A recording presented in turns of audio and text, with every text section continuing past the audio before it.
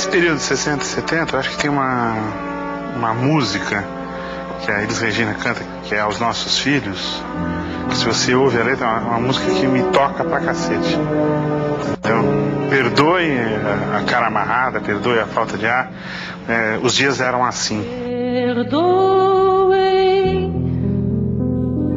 a cara amarrada. Uma vez que você nasce, isso daí você tem que se adaptar. Essa é a sua história, essa é a sua vida, entendeu? Nasce clandestino e isso significa você ter um outro nome. Meu nome não era esse. Apesar de ser Priscila, tinha um outro sobrenome. O nome da minha mãe era outro, o nome do meu pai era outro, enfim. Ele estava acabado de nascer, o nome dele era Gregório. Mas já Gregório já era um nome conhecido pela repressão também, que meu pai já tinha um filho chamado Gregório, todo mundo sabia. Então resolveram trocar, porque naquela época todo mundo pegava nome parecido com o nome. E o Gregório chamava de grego, G, não sei o que, botaram Geraldo, mas por um erro virou Geralda. Nem o nome deles eu sabia o verdadeiro nome deles. Eu chamava de tio, mãe, tia, pai, tudo assim. Também demorei anos para descobrir que eu não sabia o nome deles. E quando eu descobri que não sabia o nome verdadeiro deles, aliás, não sabia nome nenhum, achei um absurdo, né? Como que eu sou filha de alguém e não sei o nome dos pais? Filhos de pessoas normais, a mãe é médica, o pai é engenheiro, o pai é advogado. Tem uma profissão, né? Uma coisa estabelecida, né? Você cresce falando, seu pai é médico. E os meus pais não tinham isso. A atividade profissional deles era muito complicada, né? Não existia uma atividade profissional, e sim uma atividade política. Aquilo para mim era muito misterioso. Por isso que a lembrança que eu tenho é de mistério.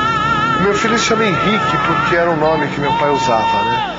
Na época foi o nome que ele adotou e foi uma homenagem que eu prestei a ele também. Meu nome é Ernesto, em homenagem ao Che Guevara, né? Meu pai ele fez. E na época ele queria colocar Ernesto Guevara mesmo, né? Quando eu já tinha aí uns 12, 13 anos, então eu quis prestar uma homenagem ao meu pai, não ao Guevara, né? Ao meu pai em ter colocado, né? Em adotar esse nome, né? Ao meu nome. Inclusive, tudo que é relacionado a mim que eu posso colocar em Guevara, eu coloco. Eu tinha essa consciência de que eu estava vivendo uma situação muito especial. De que nós morávamos num andar especial do Hotel Habana Libre, onde só tinha guerrilheiro com filho de guerrilheiro.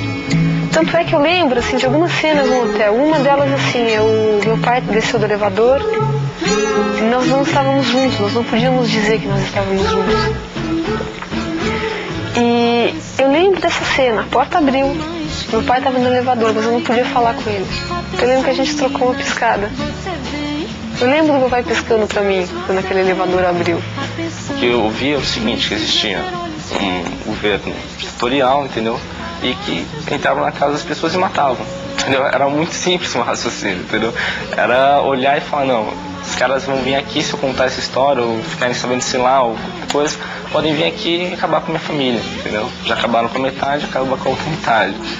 O mundo, de repente, estava dividido entre o mal e o bem. Ela contou que tinha os militares e que eles não gostavam da gente. E até hoje, assim, eu sonho com guerra, eu tenho essa coisa da guerra na minha cabeça. Eu não lembro qual é a referência que me davam dela. São coisas, na verdade, de fotos. É uma coisa com aquela lembrança construída.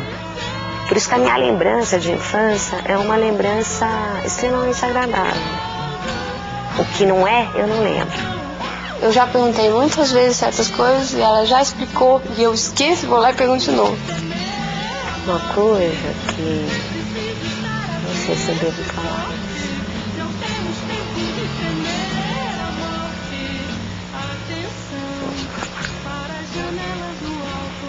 De repente, eu perdi um pouco da inocência.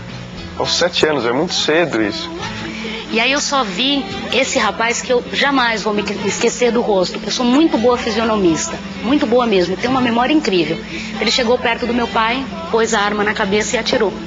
E ele é morto ali e você fica assim, meu Deus, será que é isso mesmo que aconteceu? Será que eu estou vivendo em outro planeta? Ou será que eu estou imaginando isso tudo que aconteceu?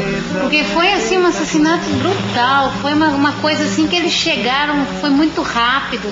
E de uma das janelas com grade tinha uma pessoa que me chamava pelo nome, Edson. E quando eu olhei assim, eu reconheci na fisionomia a minha mãe, mas ao mesmo tempo eu olhava e falava, não é a minha mãe. Eu não reconheci minha mãe. Uma coisa muito difícil, porque ela tinha apanhado tanto que estava deformada. Então para mim era um ser, não era minha mãe. Você estava tendo contato com uma estranha, não era sua mãe, era uma massa, né? Toda quebrada, com o rosto sem dente, toda arrebentada, não era sua mãe. Ela não conseguia nem ter a voz, né, de mãe. Tortura é uma coisa que ela é muito sacana porque você leva o resto da vida, né?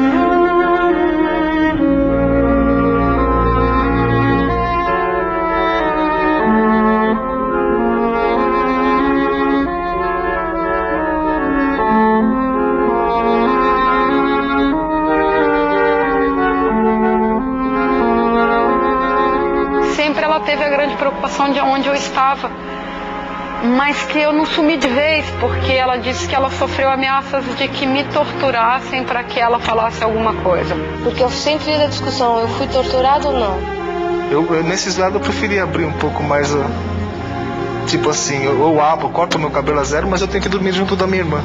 Meu irmão era mais revoltado, ele falava, nem corta o cabelo e tem que dormir junto também, né? Então a gente bateu, realmente não sei até que ponto eles deixavam que a gente fizesse aquilo, até que ponto eles não conseguiam fazer outras coisas, mas a gente conseguiu manter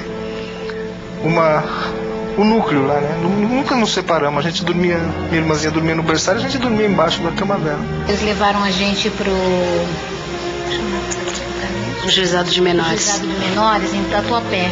E ali eles criaram aquela imagem assim da gente, parecia que a gente era assim um bandido assim de alta periculosidade. E eles falavam para as crianças que estavam lá, olha, esses aí são terroristas. Vocês não mexam com eles porque eles são perigosos. Quando minha tia foi lá pegar a gente, a primeira vez que a gente viu ela, chegou uma tia minha e um tio, os dois juntos. Aí não é ele. Eles falaram, não, o Vladimir é lá. Eu achei que eu nunca vi essa pessoa. Mas ela é teu tia? Não, eu não conheço. A minha tia começou a chorar, a pessoa que tinha feito o lavagem cerebral, sei lá, que já tinha esquecido, que a gente tinha esquecido ela. Mas ela não é tua tia? Não é, não conheço, nunca vi. Aí depois, no outro dia mesmo, logo seguido, no outro dia minha tia veio. Aí contou toda a história, tua mãe tá presa, a gente veio aqui, bababá, já todo mundo sabe tudo. Falou, pode falar quem você é, pode falar quem eu sou. Ela falou, tudo bem, então ela é minha tia, eu sou. Aí a gente saiu. A gente saiu de lá.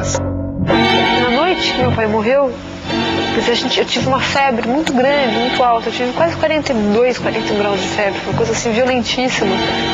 Fui parar no pronto-socorro. Foi a noite que ele morreu. Naquele momento, minha mãe, para me proteger um pouco, não deixava as coisas muito claras. Falava, seu pai morreu num acidente. Só que meu irmão estava junto e ele já sabia do que tinha acontecido. E na hora ele falou, não, o nosso pai foi morto, foi assassinado. Isso no dia do enterro. Enquanto vocês estavam lá em São Sebastião, vocês foram presos, você viu, teu tio foi preso também, que era irmão do meu pai. E aconteceu que teu pai foi preso e mataram ele. Sim, falou na lata, assim. A cena da gente pegando o ônibus, porque é longe, né? Tá, pega o ônibus, aí sobe aquela ladeira, aí chega no presídio, aí você passa pela revista, tá? Aí abre a grade, abre a outra grade, aí você entra. Eu levei um saco de pipoca para minha mãe e a mulher abriu o saco de pipoca, enfiou a mão lá dentro, assim, remexeu o saco de pipoca e aquilo me deu uma revolta tremenda, assim. Eu não quis mais dar aquele saco de pipoca para minha mãe, eu joguei aquele saco de pipoca e a lembrança que eu tenho é de que eu bati muito nessa mulher, eu pelo menos tive vontade de fazer isso. Eu comecei a ver que a coisa era meio esquisita quando, por exemplo, o Pinochet derrubou o Salvador Allende. Nós estávamos lá e foi uma correria de louco, né? Então foi, tá bem esquisito. Acredito que dentro da minha cabeça de criança, né? Falei, que turismo louco é esse? Que nego vem de tanque de guerra. Porque tanto no Chile quanto na França eu tinha minha identidade. Eu era Marta, filha de um guerrilheiro morto. Eu lembro uma imagem que ficou gravada quando nós entramos, aquela correria, pancadaria lá na porta e tava todo mundo torcendo lá na frente, né? O pessoal, todo mundo já dentro da embaixada torcendo porque a gente chegasse lá, né? Todo mundo, nós entramos correndo, aquele pavor todo. Foi a primeira vez que eu senti pavor, assim, senti o clima de estar fugindo, né? Então tem uma carta que está escrita pela minha avó, da maneira que eu falava, em que eu dizia que eu queria vir a São Paulo logo, para ficar no Hotel Apollo, que era do lado do Correio, e daí pegar um táxi e ir no trabalho da Nonola e do Ricardo, tirar eles do trabalho, mas o táxi ia andar muito rápido, que a gente ia pedir pro motorista, e o guarda não ia proibir da gente sair de lá. Então eles iam poder sair daquele trabalho, que era o único trabalho que não deixava a pessoa ir em casa. Meu pai tinha mania de ele sair, quando a vez que ele saía, ele antes de chegar em casa, ele, numa certa distância, ele começava a assobiar. Então quando ele dava a possibilidade dele vir para casa, ele, quando estava na esquina do lugar que a gente estivesse morando naquele dia, ele assobiava, a gente se ligava e saía correndo logo lá para encontrar com ele, é meu pai. Esse assobio eu fiquei escutando uns 10 anos. Eu achava que a sociedade me devia alguma coisa. Porque se não tivessem deixado o golpe acontecer, eu não tinha sofrido isso. Sempre tive essa visão de que não é justo, não dá para aceitar essa... Quer dizer... Ai, difícil. Tirar assim a vida, né? O governo. Eu não sei, difícil falar isso. Quero vingar. Quero punir e quero reparar a dor que me impuseram. Da dor, eu acho que a dor era tão grande que eu não tinha como me abrir. Mesmo com amigos, eu acho que se instaurou uma dor muito grande naquele momento. E bom, eu fui para aula e entrei direto para a sala e estudei lá e tal. E deu a hora do recreio. E aí a gente foi pro recreio. E eu tive eu não conseguia descer pro recreio, a verdade era essa. E eu chorava muito, aquilo me angustiava muito, assim. E a diretora achou por bem chamar meus pais. E a minha mãe foi lá. E quando a minha mãe entrou no pátio da escola, de cara ela identificou a semelhança que tinha com o pátio de onde ela estava presa. Na minha escola estudava o filho do Paulo Egídio, ele era muito mais velho. E era uma situação muito tensa. Uma vez ele me chegou no corredor e falou: meu pai não tem nada a ver com a morte do seu pai. Cantar o hino, por exemplo, é uma coisa que eu nunca decorei. Tinha que cantar o hino na escola, né? Fazia fila, punha a mãozinha e ia lá cantar o hino na frente da bandeira. Associava a bandeira todo santo dia daquele lugar.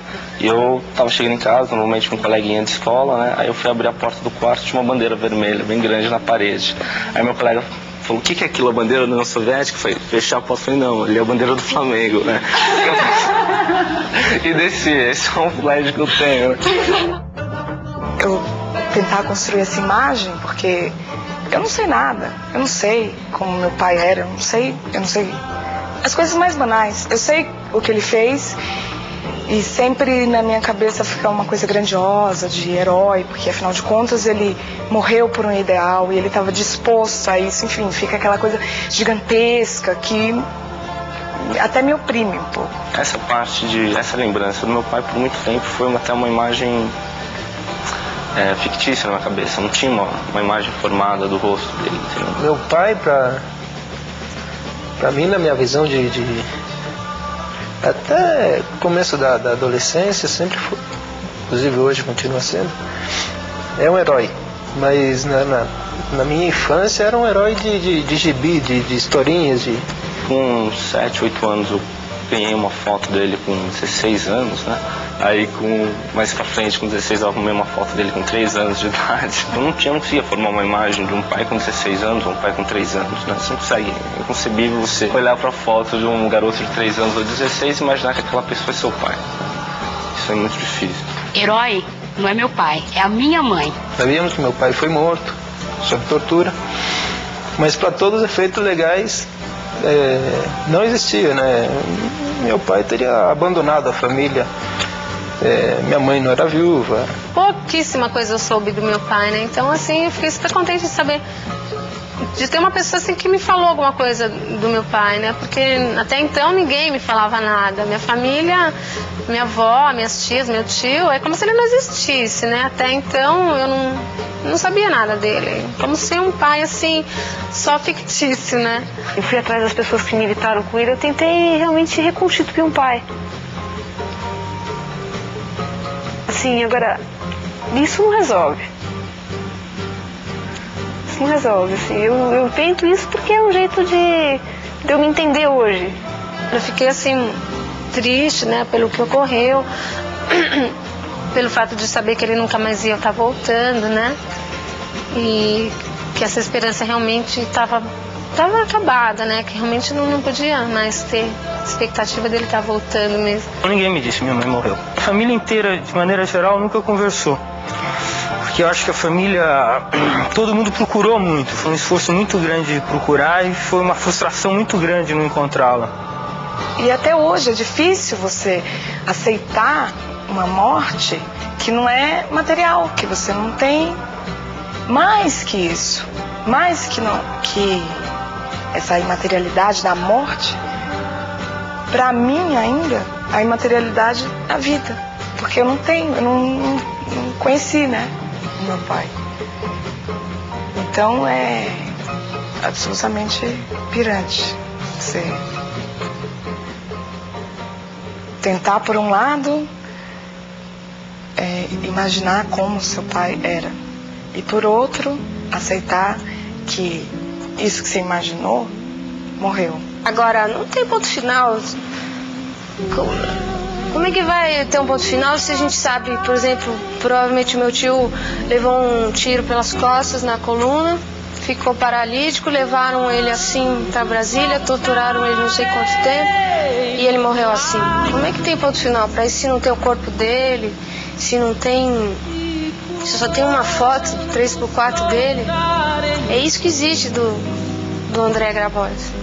E a memória da mãe dele, que daqui a pouco vai morrer, porque tá muito velhinha, da irmã dele. E o Joca fica como? Então, pra mim não tem ponto final. Pra mim e pra várias outras pessoas, né? É isso.